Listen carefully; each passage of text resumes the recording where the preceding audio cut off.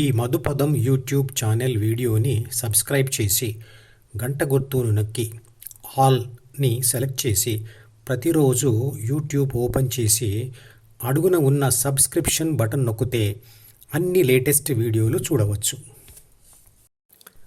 ఆధ్యాత్మిక గ్రంథమైన భగవద్గీతలో ఒక్కసారి చెప్పిన విషయాన్ని పదే పదే చెప్పడం చాలా చోట్ల కనబడుతుంది. ఎందుకంటే ఆచరించవలసిన అవసరం ఉన్న ఏ ముఖ్యమైన విషయాన్ని అయినా ఒకసారి విని అది మనసులో బలంగా స్థిరపడేంత వరకు పదే పదే స్మరించడం లేదా మనసులో అనుకోవడం అవసరం. ఆ విషయం ఎంత బలంగా మనసులో స్థిరపడితే అంత చక్కగా దానిని ఆచరించగలం. జ్ఞానం సంపాదించడం వెనక 3 ముఖ్యమైన దశలు ఉంటాయి. అవి ధ్యానం చేసేవారికే కాదు, విద్యార్థులకే కాదు, ఉద్యోగులకే కాదు, ప్రతి ఒక్కరికి అవసరమైనవి. అవి ఏమిటి అంటే, 1. ద్వితీయ మనసులో వేరే ఆలోచన, ఉద్వేగం లేకుండా తీవ్ర ధ్యాసతో అంటే తీక్షణతో వినాలి లేదా చూడాలి అంటే 5 జ్ఞానేంద్రియాల ద్వారా వచ్చేది ఏదైనా గ్రహించాలి. 2.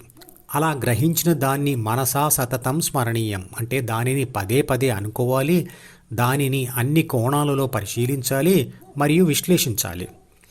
3.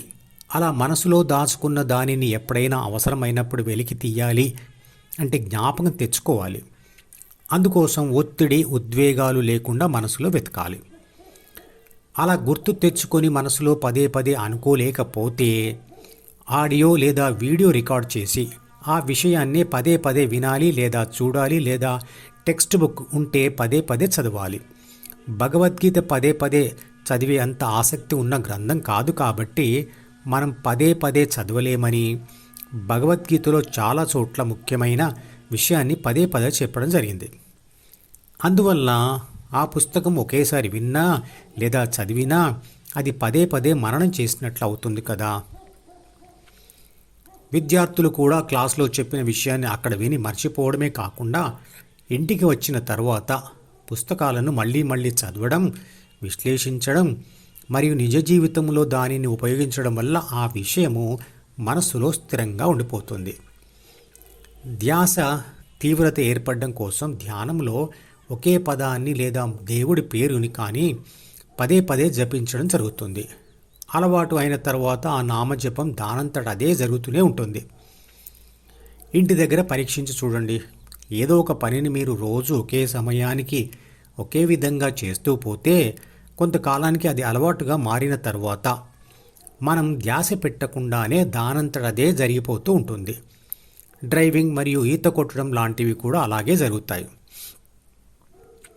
ధ్యాసతో శ్రద్ధగా వినేది, విన్న దానిని మననం చేసేది, మననం చేసిన దానిని మనసులో రాసేది, వాటిని అవసరమైనప్పుడు వెతికి తీసి సందర్భానుసారంగా వాడేది ఎవరు అంటే చిత్రపటంలో చూపించిన ఇంగ్లీష్ అక్షరాలతో కూడిన A+B+C అంటే అందరిలో ఉండే ప్రాపంచిక ఆత్మశక్తియే.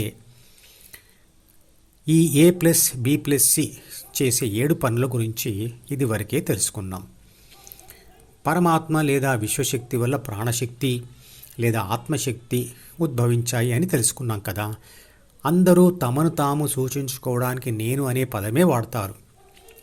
ఆ నేను అనేది ప్రాణశక్తి లేదా ఆత్మశక్తి అని కూడా తెలుసుకున్నాం.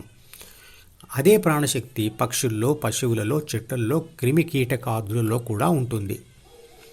ఆ ప్రాణశక్తి లేదా ఆత్మశక్తి అంటే ఏమిటి, అది ఎక్కడ ఉంటుంది అనే విషయాలు సైన్స్ ప్రకారం అంటే శాస్త్రీయ దృక్పథంతో తెలుసుకుందాం. ఈ విషయం తెలిసినా తెలియకపోయినా ధ్యానం చేయడానికి ఇది అడ్డు రాదు.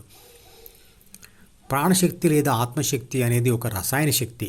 అది మన ఇంట్లో వాడే బ్యాటరీలలో ఉండే విద్యుత్ శక్తి లాంటిది. బ్యాటరీలో విద్యుత్ శక్తి దాగి ఉన్నట్లుగా ప్రాణశక్తి లేదా ఆత్మశక్తి ATP అంటే అడినోసైన్ ట్రైఫాస్ఫేట్ అనే పదార్థంలో దాగి ఉంటుంది.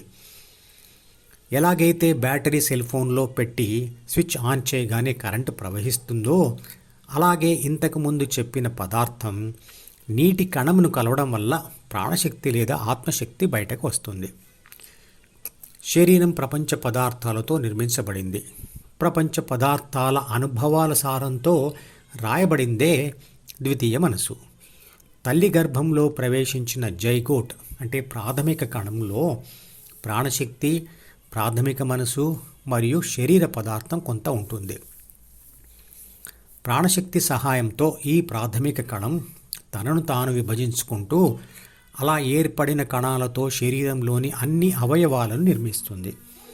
అలా శరీరం అంతా వ్యాపించిన అన్ని కణాలలో కూడా ఒకే రకమైన ప్రాణశక్తి మరియు ప్రాథమిక మనసు ఉంటాయి. తల్లి గర్భం నుండి విడిపడిన తర్వాత శిశువు శరీరంలోని అన్ని కణాలకు కావలసిన ప్రాణశక్తి బాహ్య ప్రపంచపు ఆహార పదార్థాల నుండి వస్తుంది. అన్ని కణాలలోని ప్రాణశక్తి అంటూ ఒక మెదడు కణాలలో ఉండే శక్తిని మాత్రం ఆత్మశక్తి అంటాం.